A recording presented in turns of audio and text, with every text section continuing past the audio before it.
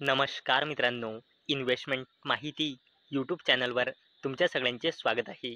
तर मित्रांनो, आजच्या व्हिडिओमध्ये आपण अशा 10 कंपन्यांबद्दल बोलणार आहोत, ज्या कंपन्याचा फायनान्शियल इयर 2026च्या क्वार्टर 1चा रिझल्ट आपल्याला येणाऱ्या वीकमध्ये म्हणजे अपकमिंग वीकमध्ये पाहायला मिळू शकतो.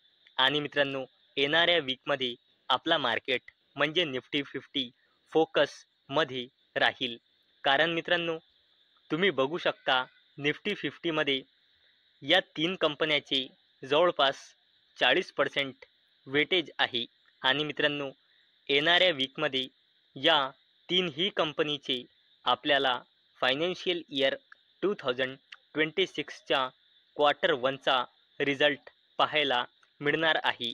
या तिन्ही कंपन्याचा येणाऱ्या वीकमध्ये.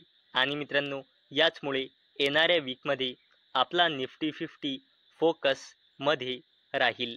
तर चला बघूया कोणत्या आहे या 10 कंपन्या आणि त्यांची डेटसुद्धा बघूया की त्या कंपन्या क्वार्टर 1चा रिझल्ट कोणत्या तारखेला डिस्क्लोज करू शकते.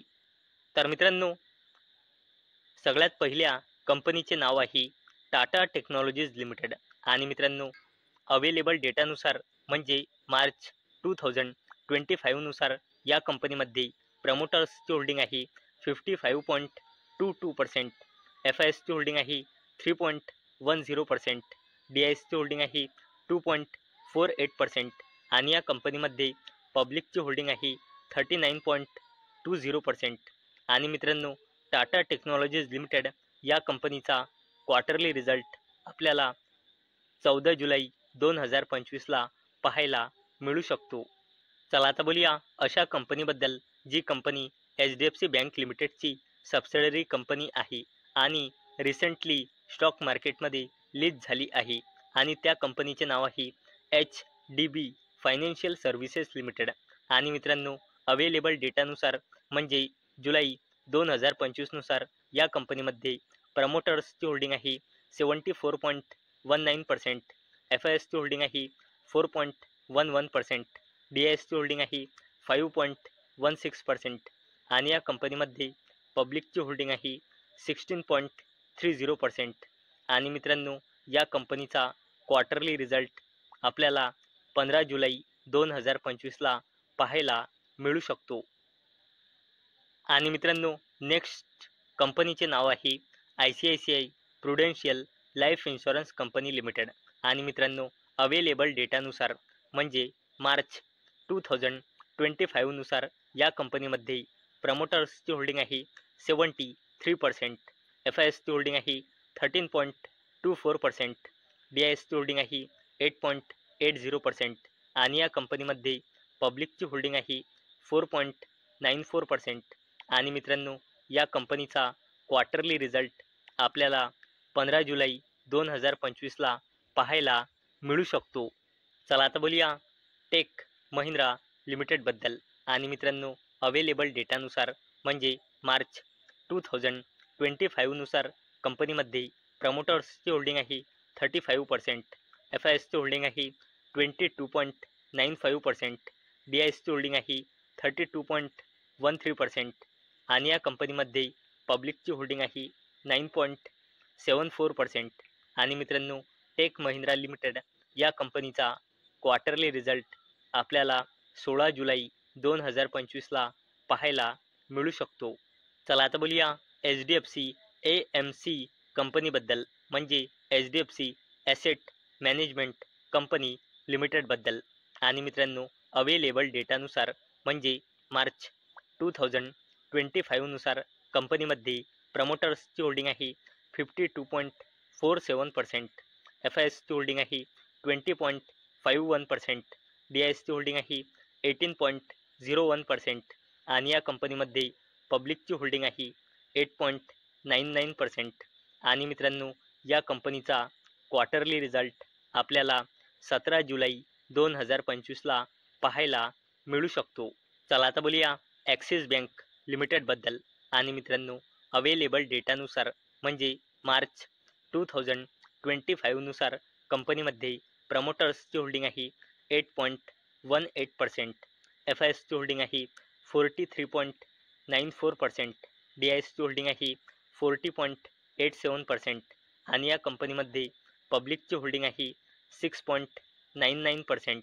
आणि मित्रांनो, ॲक्सिस बँक लिमिटेड या कंपनीचा क्वार्टरली रिझल्ट आपल्याला 17 जुलै 2025ला पाहायला मिळू शकतो. चला आता बोलूया विप्रो लिमिटेडबद्दल.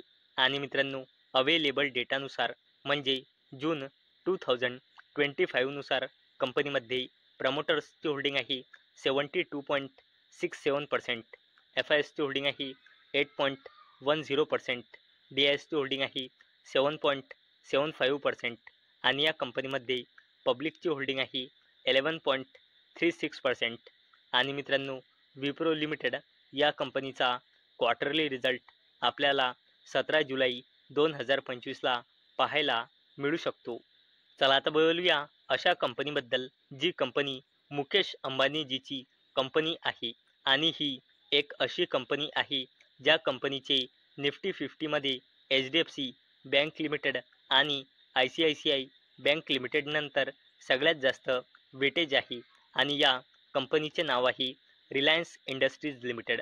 आणि मित्रांनो, अवेलेबल डेटानुसार म्हणजे मार्च 2025 नुसार या कंपनीमध्ये प्रमोटर्सची होल्डिंग आहे 50.10%, एफ आय एसची होल्डिंग आहे 19.07%, डी आय एसची होल्डिंग आहे 19.36% आणि या कंपनीमध्ये पब्लिकची होल्डिंग आहे 11.29%.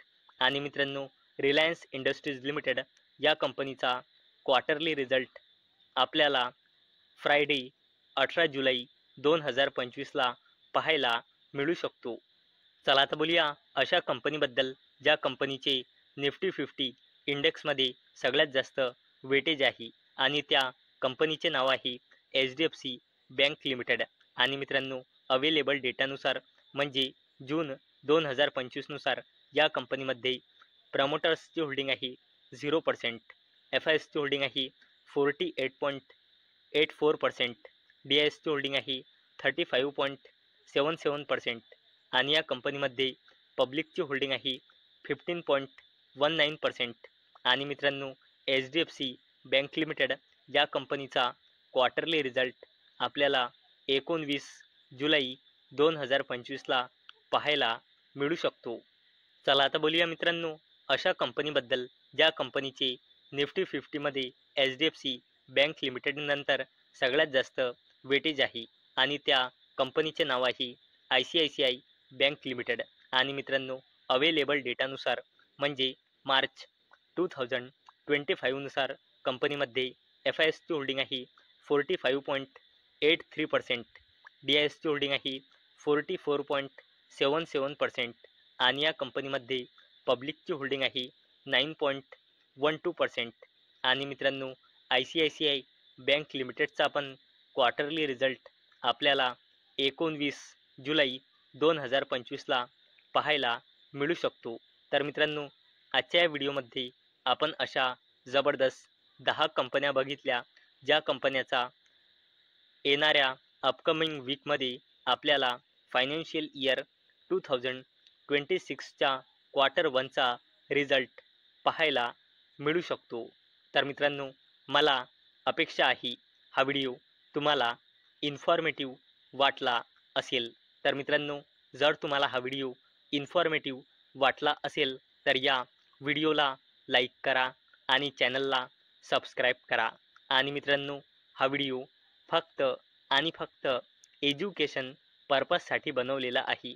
माझ्याकडून काहीही रेकमेंडेशन नाही की तुम्ही या स्टॉक्सना बाय करा, सेल करा किंवा होल्ड करा. तर चला भेटूया उद्या संध्याकाळी 6 वाजता. तोपर्यंत टाटा, बाय बाय.